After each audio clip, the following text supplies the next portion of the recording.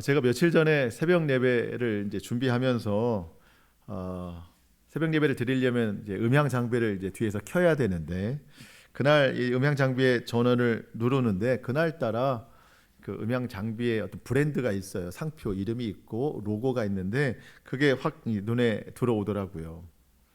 딱 전원을 켜니까 그 음향 장비의 불빛들이 확 이제 켜지죠. 예. 그날따라 뭔가 그 불빛들이 뭐랄까 저한테 말을 거는 듯 했어요. 그날따라 유독 생명력 있게 막 불들이 켜지고 저한테 그런 얘기를 하는 것 같아요. 오늘도 열심히 해보겠습니다. 그 불빛이 저한테 그런 말을 거는 것 같았어요. 오늘도 열심히 제 할 일을 해보겠습니다. 그러면서 그 상단에 붙어 있는 브랜드, 음향 기계 브랜드와 그 로고가 딱 선명하게 보이는데, 그 문득 제 드는 생각이, 이 브랜드가 주는 안정감이 있구나. 그 상표가 주는 안정감이 있구나. 참 믿을만 하구나. 개인적으로 제가 가지고 있는 기타도 같은 브랜드거든요. 저는 제 기타를 굉장히 만족스럽게 사용을 하고 있는데, 이 회사는 무엇을 만들어도 다 믿을만 하구나. 신뢰가 가는구나. 이 브랜드의 그 역할이 있구나라는 생각이 들었어요. 오늘 본문을 좀 묵상하면서 그때 일이 생각이 났는데, 하나님께서 나를 보실 때는 얼마나 좀 믿을만 하실까. 여러분, 우리도 브랜드가 있거든요. 브랜드는 만든 회사예요. 우리 누가 만드셨어요? 우리 하나님이 만드셨어요. 우리 브랜드는 하나님 거예요. 얼마나 좋은 브랜드인지 몰라요. 브랜드가 주는 안정감이 있어요. 그럼 우리는 하나님이 만드셨기 때문에 정말 믿을 만한 사람이 돼야 되거든요. 하나님 보실 때도 안정감 있는 믿음. 여러분, 우리가 서로를 좀 바라볼 때도 저분은 참 믿음이 흔들림이 없어. 참 안정감이 있어. 그런 분들이 있잖아요. 과연 나는 하나님 앞에 그런 안정감이 있는 믿음을 가지고 있는가? 여러분, 하나님이 우리를 처음 만드실 때는요, 정말 완전하게 만드셨어요. 그런데 왜 물건도 내가 사용을 잘못하면 고장나잖아요. 내가 나를 잘못 사용했어요. 그래서 고장난 인생이 되는 거예요. 죄로 사용됐고 욕심으로 사용됐어요. 그러다 보니까 인생이 자꾸 고장나기 시작하는 거예요. 여러분, 고장나면 고쳐 쓰기도 하는데 너무 고장나면 못 써요. 다시 만들어야 돼요. 하나님이 우리를 다시 만드셨습니다. 그게 재창조예요. 예수님께서 십자가에 달려 죽으실 때 우리의 옛사람은, 고장난 인생은 다시 죽었어요. 없어졌어요. 그리고 다시 부활하신 그 숨으로 우리를 재창조하셨다는 말이죠. 제가 어제 차를 타고 길을 가는데 현수막이 하나 붙어 있는데 자세히 그 신호를 대기하면서 그 문구를 보니까 재밌더라고요. 거기에 식당 오픈, 식당의 현수막이었는데 그렇게 써 있었어요.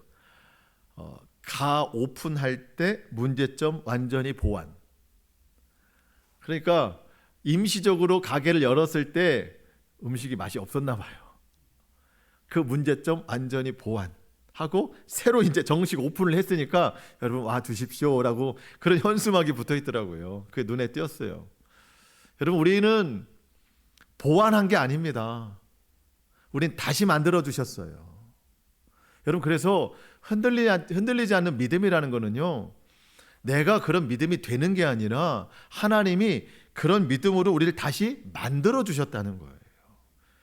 음향 기기도 그 회사에서 만든 거잖아요. 우리도 하나님이 만들어 주셨어요. 그런 믿을 만한 사람으로.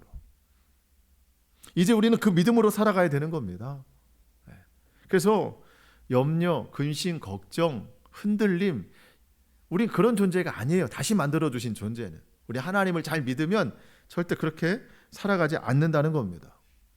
모든 일에 있어서 우리는 마음에 평안을 가질 수 있어요. 왜? 하나님이 그렇게 만들어 주셨기 때문에. 늘 감사하고 소망 가운데 살아갈 수 있어야 된다는 겁니다. 그러면서 여러분, 우리는 하나님께만 믿을 만한 존재가 아니라 사람들에게도 믿을 만한, 신뢰를 주는 사람이 되어야 된다는 겁니다. 저 사람 믿을 만해, 이 정도가 아니라 하나님을 모르고 하나님을 믿지 않는 사람들에게 내가 믿는 하나님, 그가 반드시 믿어야 될 그런 영적인 영향력을 우리가 끼치면서 살아가야 된다는 겁니다. 여러분, 갈수록 세대는 믿을 만한 것들이 많아집니다. 믿을 만한 것들이 많아져요.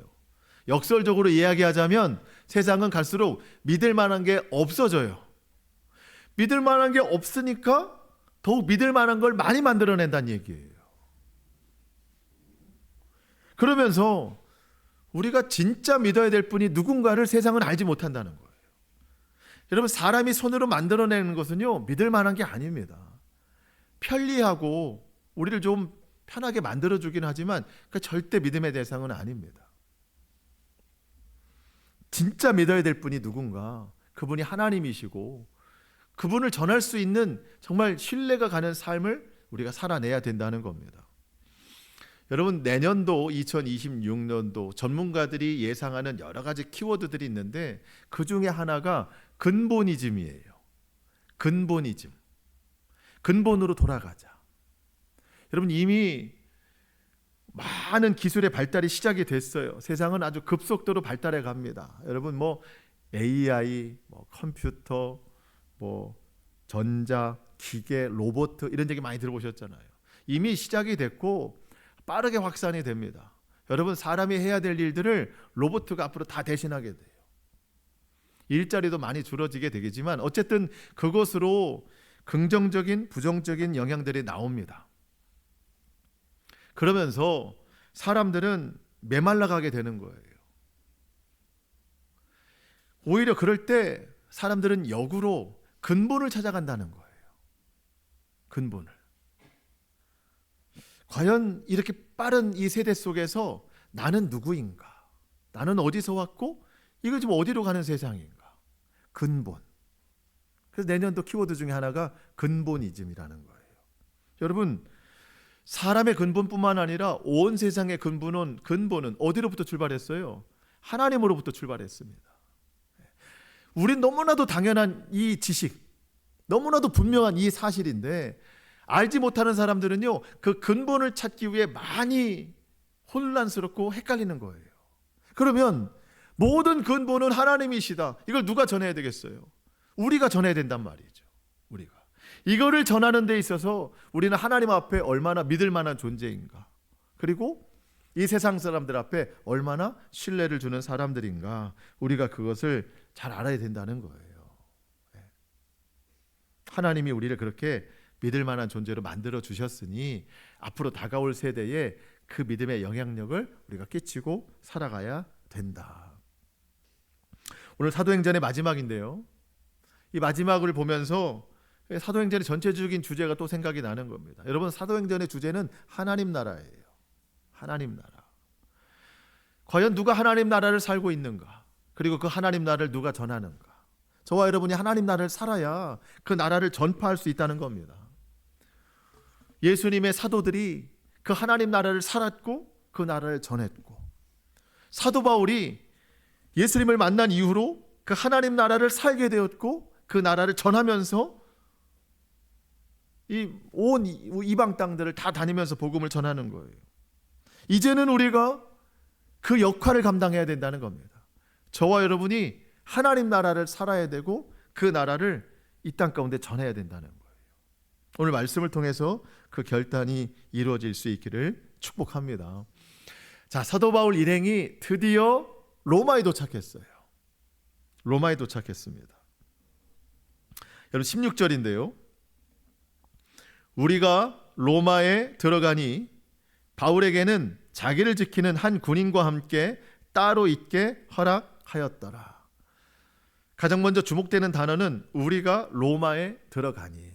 여러분, 편하게 갔어요? 어렵게 갔어요? 매우 어렵게 갔습니다. 정말 거의 죽을 뻔했어요. 아니, 거의 죽음에 다다랐었습니다. 그런데 결국 하나님의 인도하심, 보호하심, 역사하심으로 여기까지 온 거예요. 로마에 들어가니 그 첫 발을 딱 떼면서 바울은 어떤 마음이 있었을까요? 여기까지 온 것이 하나님의 은혜요, 감사다. 하나님이 아니었으면 이 발을 떼기가 어려웠던 거잖아요. 배를 탔을 때뿐만 아니라 예루살렘에서도 여러분, 바울을 죽이려고 사람들이 얼마나 많이 노력했어요. 그 모든 순간도 하나님이 지켜주시고, 배를 타고 오는 풍랑 중에도, 유라굴로 광풍에도 하나님이 살리시고, 멜리데 섬에 도착했을 때 사람들의 환대를 받게 하시고 독사에 몰렸을 때도 살리시고 하나님의 은혜가 아니면 이 발을 디딜 수가 없었던 거예요. 모든 것이 하나님의 은혜라고 고백했을 겁니다. 그 은혜, 그 감사의 고백이 오늘 저와 여러분 가운데 있기를 소망합니다. 여러분, 로마에 들어가니 결국 우리도 들어갈 거예요. 우리도 도착할 거예요. 왜? 하나님이 우리와 함께 하시기 때문에. 지금 겪고 있는 고난, 환난, 여러분 결국 그것이 오늘 바울과 같은 고백이 되리라고 믿습니다. 하나님은 지금도 일하고 계십니다. 지금도 역사하고 계십니다. 혹시 내 믿음이 연약해서 하나님이 일하시는 것을 볼 수 없을지라도 여러분, 하나님은 그래도 여전히 일하고 계시는 거예요. 그래서 바라기는 우리가 결과로서, 늘 그렇죠, 결과로서 감사하는 것도 중요하지만 과정 중에 감사하는 거, 지금 환난과 고난이 있을지라도 이 또한 하나님께서 선하게 역사하실 줄 믿습니다. 우리는 반드시 로마에 도착하게 될 줄 믿습니다. 그런 고백인 거죠. 하나님이 이루실 것을 믿고 과정 중에, 고난 중에 감사해보는 이런 추수감사주일이 됐으면 좋겠습니다. 바울이 로마에 도착했어요. 16절 후반부에 보니까 한 군인이 바울을 따로 있게 그렇게 이제 생활하게 만들었다는 겁니다. 허락했다는 거예요. 바울이 지금 여행 간 게 아니잖아요. 어떤 가이드와 함께 여행을 다니는 게 아니에요. 죄인으로 갔어요. 그러면 보통 죄인은요, 집단 수용시설에 가두게 됩니다. 죄인이니까. 근데 바울만큼은 한 병사 하나랑 따로 있게, 따로 지내게 만들어줬다는 겁니다.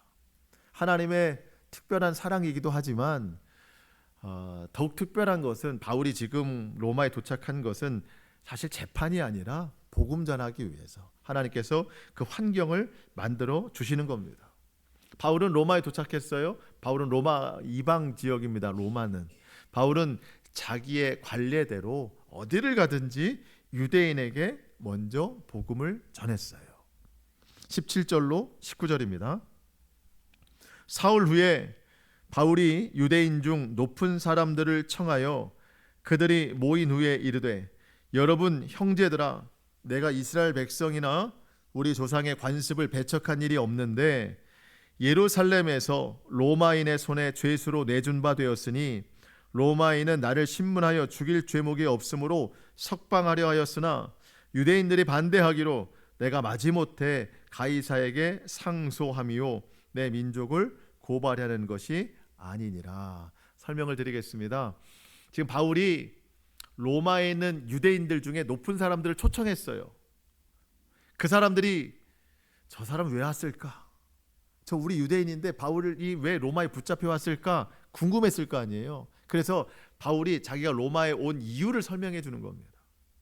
그러면서 바울이 말하기를, 내가 예루살렘에 있을 때 같은 동족 유대인들이 나를 고발했는데 율법과 성전을 모독했다, 그런 이유로 나를 고발했는데 사실 나는 그런 일을 한 적이 없습니다.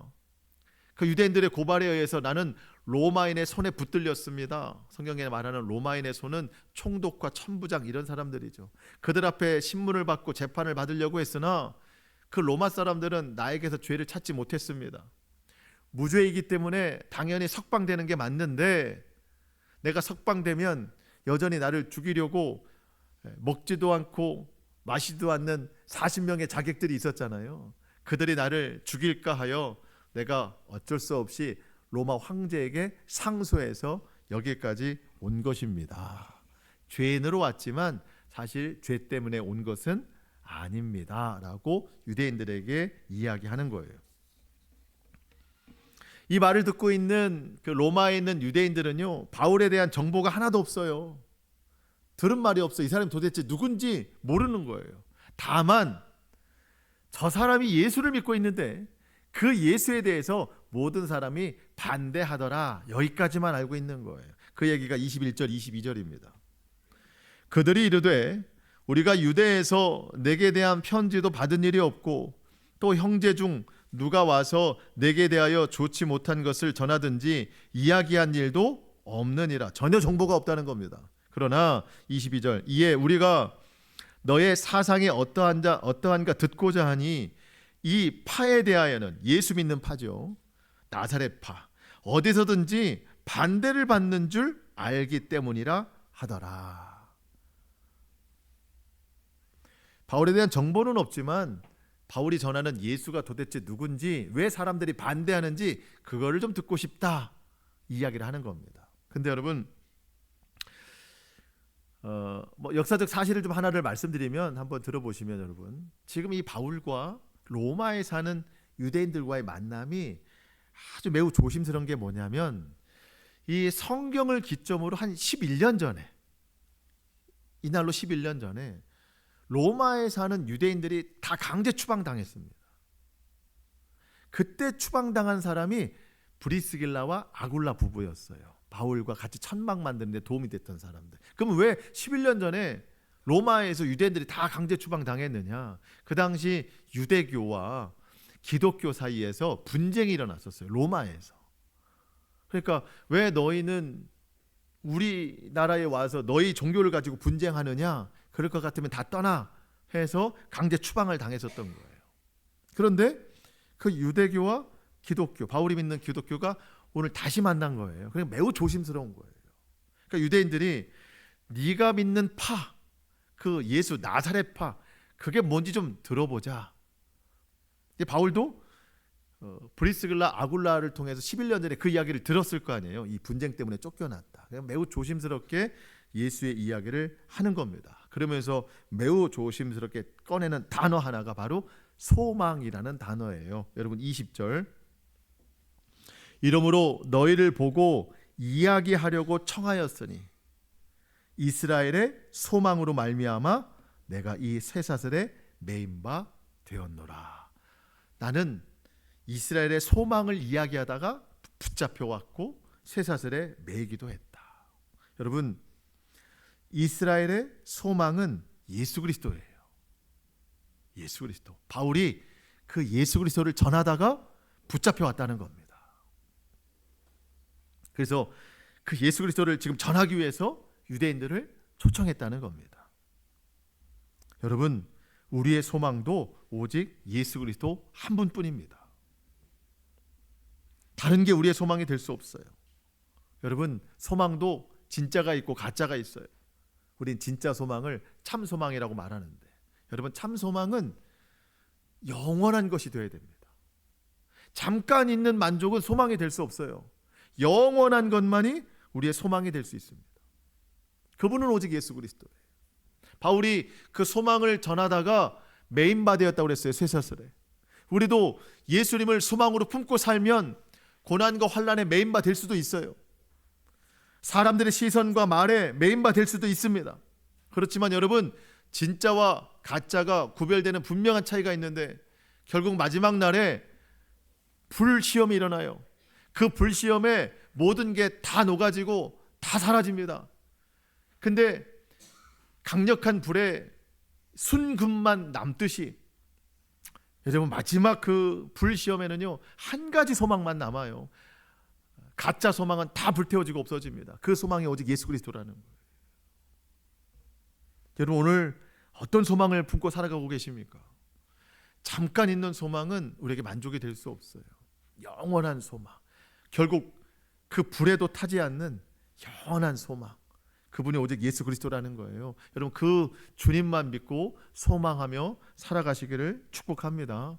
그 소망 때문에 우리가 오늘 살아가는 거예요. 유대인들은 바울에 대해서 아는 정보가 하나도 없지만 당신이 믿는 예수 그 파는 반대하는 사람들이 많다라는 이야기만 들었어요. 예, 맞습니다. 여러분 믿음은 반대가 있어요. 꼭 그게 당연한 거예요. 어쩌면 반대가 없으면 그 내 믿음이 좋지 않은 거예요. 믿음이 건강하면 늘 반대를 만납니다. 여러분 가정에서, 직장에서, 관계 속에서 꼭 반대가 있어요. 그래서 우리가 신앙생활하기가 참 쉽지가 않습니다. 그러면 하나님이 왜 그 반대를 만나게 하시는가? 그 반대편에 있는 사람들에게 내가 믿는 소망 예수 그리스도를 전하라는 겁니다. 전하라는 거예요. 그 전하는 일에 내가 믿을만 해야 된다는 거예요. 지금은 반대로 서 있지만 결국엔 한 몸으로 서 있게 될 그날을 소망하면서 여러분 예수 그리스도를 전하면서 살아가야 된다는 겁니다. 전하는 건 내가 하지만 열매는 하나님께서 맺게 하실 줄로 믿습니다. 이렇게 바울은 로마에 있는 유대인 높은 사람들을 초청해서 이야기를 했는데 시간이 매우 짧았나 봐요. 더 이야기를 하고 싶은 거예요, 그 사람들이. 그래서 다른 날짜 약속을 잡아서 다시 한번 얘기하자 했고, 그날이 됐을 때 처음보다 더 많은 사람들이 모였대요. 여러분 23절입니다. 그들이 날짜를 정하고 그가 유숙하는 집에 많이 오니, 많이 왔습니다. 바울이 아침부터 저녁까지 강론하여 하나님의 나라를 증언하고 모세의 율법과 선지자의 말을 가지고 예수에 관하여 권하더라. 바울이요, 아침부터 저녁까지 강론했대요. 주제는 하나예요. 하나님 나라, 하나님 나라, 하나님 나라. 자, 여러분, 우리가 많이 듣기도 했고 그렇지만 또 잘 기억하기 어려운 게 뭐냐면 하나님 나라에 대한 정의입니다. 여러분, 이거를 우리가 꼭 기억하고 오늘 맞춰야 됩니다. 뭐냐면 사도행전의 전체적인 주제가 하나님 나라인데, 여러분, 우리가 하나님 나라 천국 하면은요, 어떤 공간적인 또 상황적인 좋은 것, 장소 이런 걸 생각한단 말이에요. 그러니까 내가 하나님 나라에 들어간다, 천국 들어간다, 그러면 천국에 대한 이미지부터 생각한단 말이죠. 천국 가면 금으로 길이 쫙 나 있고 금으로 기둥이 되어 있고 모든 옥보석, 황보석, 모든 보석들이 거기에 막 질비해 있고. 여러분, 그래서 하나님 나라일까요? 그럼 그런 보석들을 가지고 있는 사람은 지금 천국을 살고 있겠다, 이제 그런 생각이 드는데 그렇지 않아요. 여러분, 하나님 나라는 꼭 기억하시기 바랍니다. 하나님 나라는 장소나 위치, 그런 환경이 아니라 하나님의 통치가 있는 곳이에요. 이것만 반드시 기억하시면 됩니다. 하나님 나라는 하나님의 통치가 있는 곳이다. 우리가 예수님과 함께 천국 들어가야 되거든요. 그 나라가 왜 좋은가? 금이 있어서 좋은 게 아니에요. 그 나라는 온전한 하나님의 통치가 있기 때문이에요. 거기에는 더 이상 마귀나 사탄이 우리를 유혹하거나 방해하지 못해요. 주님이 다시 오시는 날 마귀 사탄은 다 저 스올로, 저 지옥으로 영원히 꺼지게 됩니다. 더 이상 우리를 괴롭게 못해요. 거기는 온전히 하나님의 통치만 있어요. 그래서 하나님 나라인 거예요.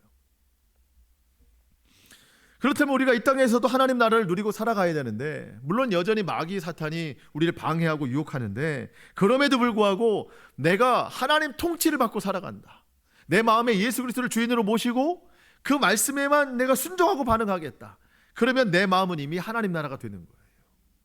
하나님 나라는 모든 게 다 잘 되는 나라가 아니에요. 모든 게 다 성공하는 것이 천국이 아니에요.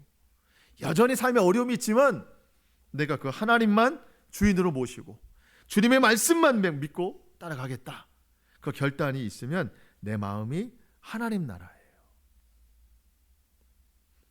그래서 바울이 지금 그 하나님 나라를 전하고 있는 겁니다.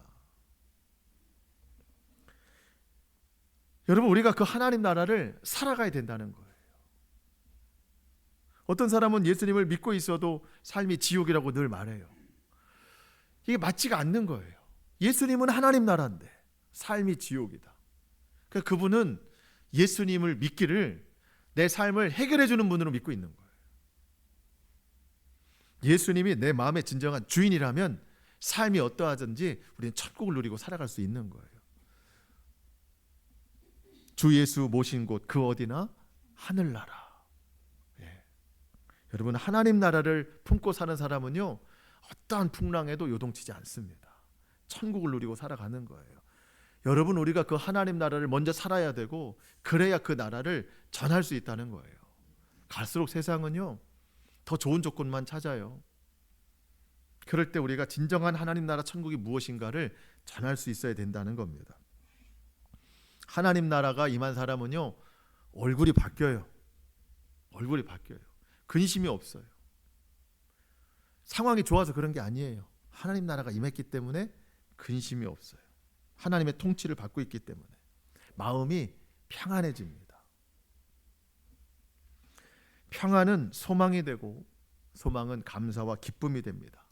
참 소망을 가진 사람들은요, 늘 감사가 있고 기쁨이 있어요. 얼굴만 봐도 딱 알아요. 아, 저분은 천국을 누리고 살아가고 있구나. 여러분 한번 웃어보세요. 예, 좀 천국을 누린 얼굴로 좀 웃어보세요. 예. 우린 지옥을 살지 않아요. 우린 천국을 살아갑니다. 예수님이 천국이기 때문에, 예수님이 내 마음을 통치하시고 계시기 때문에 여러분 걱정하지 마세요. 두려워하지 마세요. 기도하세요. 기도하시면 내 마음이 천국으로 변화됩니다. 기도하는 사람 이길 수가 없어요.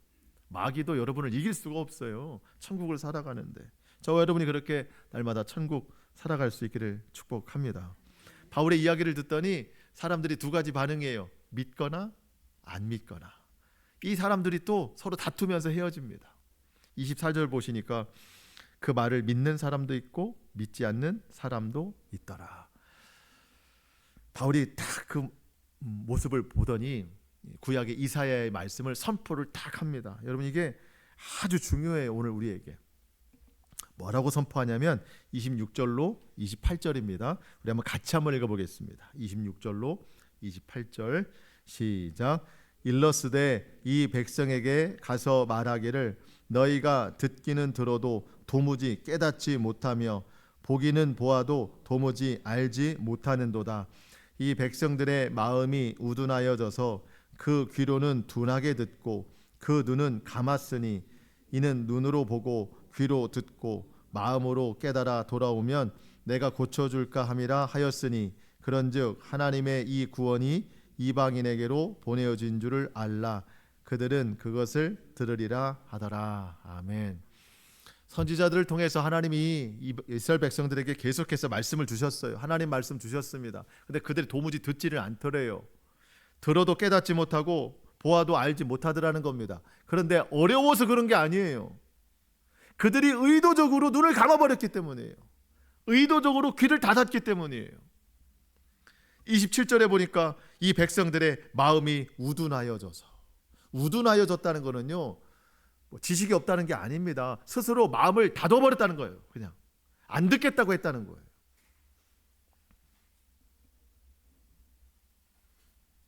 여러분 눈을 뜨고 계시잖아요 지금.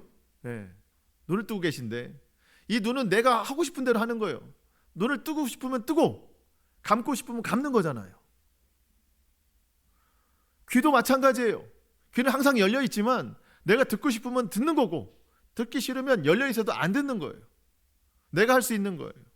근데 우둔한 이스라엘 백성들은요 하나님 말씀에 대해서 내가 의도적으로 눈을 감아버렸다는 거예요. 안 들으려고, 안 보려고. 귀도 닫아버렸다는 거예요. 안 들으려고. 여러분 하나님의 말씀이 쉽지는 않습니다. 성경 말씀이 어렵긴 합니다. 그렇지만 어렵다고 해서 내 눈을 감고 내 귀를 닫아버리면 더 깨달을 수가 없어요. 들어도 깨닫지 못하고 보아도 알지 못하는 거예요.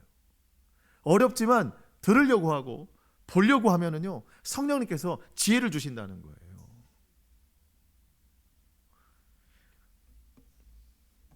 여러분 제가 목회를 하면서 제일 많이 변화되는 분이 누군가? 이거는 말씀을 깨달으려고 하는 사람이에요. 말씀을 집중해서 듣는 사람이에요. 그리고 그 말씀에 반응하는 사람이 제일 많이 변화되더라고요. 여러분 내가 말씀을 통해서 변화되면 내가 제일 복을 받아요. 천국을 누리기 때문에. 그리고 내가 변화되면 누가 복을 받냐면 가족이 복을 받아요. 내가 변화됐으니 가족이 얼마나 좋겠어요. 그리고 교회가 은혜를 받습니다. 그리고 내가 머무르는 곳이 다 천국이 되는 거예요. 여러분 변화의 시작은 오직 말씀입니다. 그래서 한 가지 여러분에게 권면을 드리면 주일에 말씀을 들을 때 사람이 뭐 아무리 성인이라도 30분 이상 집중하기가 힘들어요. 10분 이상 집중하기가 힘들어요. 그래서 여러분들이 말씀을 다 이해 못 하신다는 걸 충분히 알겠어요. 그래서 일주일 동안 그 주일 설교를 온라인으로 한 번 더 들어보시기를 권면드립니다. 유튜브에 들어가서 목광강님께 치면 주일 설교가 그대로 다 나옵니다. 설교 내용이 다 나와요. 그때 집중해서 한 번만 더 들어보시기를 권면드립니다.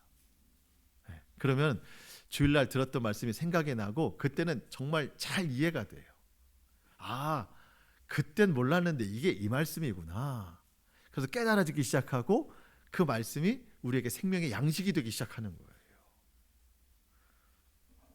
할렐루야. 꼭 해보시기 바랍니다. 예, 꼭 한번 들어보세요. 예, 그러면 정말 이해가 잘 될 겁니다. 그리고 그렇게 이해가 됐을 때 내 믿음이 성장해 나가는 거예요. 여러분, 믿음은 들음에서 나고 들음은 그리스도의 말씀으로 말미암는 거예요. 말씀이 아니면 성장할 수가 없어요. 신앙의 성숙도 이루어갈 수가 없다는 거예요. 그래서 우리가 일부러 막으려고 닫으려고 하지 말고 열어서 성령이 주시는 은혜와 능력을 경험할 수 있을 길을 축복합니다. 자, 마지막 30절 31절입니다. 같이 보고 마치겠습니다. 30절 31절 시작. 바울이 온 이태를 자기 셋집에 머물면서 자기에게 오는 사람을 다 영접하고 하나님의 나라를 전파하며 주 예수 그리스도에 관한 모든 것을 담대하게 거침없이 가르치더라. 아멘. 바울은 분명 지금 재판받으러 왔거든요. 그런데 온 이태가 지나는 동안, 2년이 지나는 동안 재판이 이루어지지 않고 있습니다. 처음에는 어떤 집에 머물렀는데 이제는 셋방을 구했어요. 셋집에 살았대요. 셋집. 말 그대로 세를 내는 집입니다. 물론 뭐 군인 한 사람이 붙어 있겠지만 셋집에 살아서 세를 내면서 2년 동안 사는데 사람들이 막 찾아오는 거예요. 그들을 영접하더라.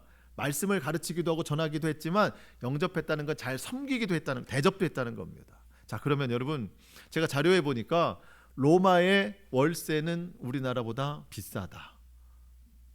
그 당시에 월세가 상당히 비쌌대요. 그러면 바울이 죄인의 입장에서 이 월세를 어떻게 감당했는가? 그리고 오는 사람을 다 영접하더라. 그들을 섬기고 대접까지 했는데 그 비용을 다 어떻게 했을까? 로마 성도들이 다 같이 도와준 거예요. 로마 성도들이. 바울은 하나님의 나라를 전파하고 로마에 있는 성도들을 그 전파하는 것에 대해서 서로 협력하여 도움이 되더라는 거예요. 여러분, 하나님 나라를 살아가고 전파하는 것은요, 절대 혼자 할 수가 없습니다. 여러분, 오늘 본문 시작이었던 16절의 맨 앞에 세 글자는 뭐예요? 우리가 라고 되어 있어요. 우리가 로마에 도착하니. 여기서 말하는 우리는 누구예요? 사도행전을 기록한 누가와 또 데살로니가 사람 아리스타고, 이들이 배를 타고 풍랑 가운데 바울과 같이 왔습니다. 아무리 믿음 좋은 바울이라도 혼자 있으면 외로운 거예요. 근데 우리가 풍랑을 헤치고 같이 로마에 도착했고, 로마에 도착해 보니 또 다른 우리가 있는 거예요. 로마 성도들이 바울과 일행들을 위해서 물심양면으로 도와주고 합력하는 거예요. 그랬더니 하나님 나라를 전파하는데 담대하게 거침없이 전파하더라. 바울 혼자 하는 게 아닙니다. 다 같이 하는 거예요. 여러분, 우리가 이래야 된다는 거예요. 여러분, 앞으로 교회의 사명은요, 복음을 전하는 것이기도 하지만 교회는 따뜻한 사랑이 있어야 되는 거예요. 이게 교회의 사명입니다. 아까 말씀드렸죠? 근본이죠. 사람들은 앞으로 근본을 찾아가요. 왜냐하면 시대가 계속 냉랭해지고 정이 없어져요. 친밀감이 없어져요. 그러한 세상 가운데 사랑을 찾게 돼요. 사랑. 진짜 사랑을 찾게 되는 거예요. 여러분, 그때 진짜 사랑을 베풀 수 있는 유일하게 남아있는 곳이 어디겠어요? 교회라는 거예요. 그래서 세상의 소망은 오직 예수님께 있고 그 예수님의 소망을 나타낼 수 있는 곳은 결국 교회밖에 없다는 거예요. 근데 사람들이 근본을 찾기 위해서, 사랑을 얻기 위해서 교회에 오는데 교회가 냉랭하고 차갑고 그래 봐요. 누가 교회를 찾겠어요? 더 이상 세상에 소망이 없는 거예요. 우리 교회가 그런 교회가 돼야 됩니다. 따뜻한 교회. 따뜻하게 사람들을 맞아주되, 여러분, 우리가 먼저 서로 따뜻한 사랑이 없는데 어떻게 그걸 해낼 수 있겠어요? 여러분, 그래서 우리 사랑하는 성도 한 사람 한 사람 더욱 사랑해 주시기 바랍니다. 더욱 섬겨 주시기 바랍니다. 어려움이 있을 때 더 기도해 주시기 바랍니다. 우리가 되어야 또 다른 우리를 만들 수 있는 거예요. 할렐루야. 우리 마지막 교훈이에요. 우리가 되자. 따뜻한 우리가 되자. 말 한마디 행동 하나 서로에게 힘이 되고 격려가 되고 사랑이 되는 그런 우리 교회. 그래서 우리 교회를 통하여 하나님께서 또 다른 역사를 이루시기까지 우리가 힘써 서로 한 몸 이루는 공동체가 되기를 주님의 이름으로 축복합니다. 아멘. 우리 기도하겠습니다.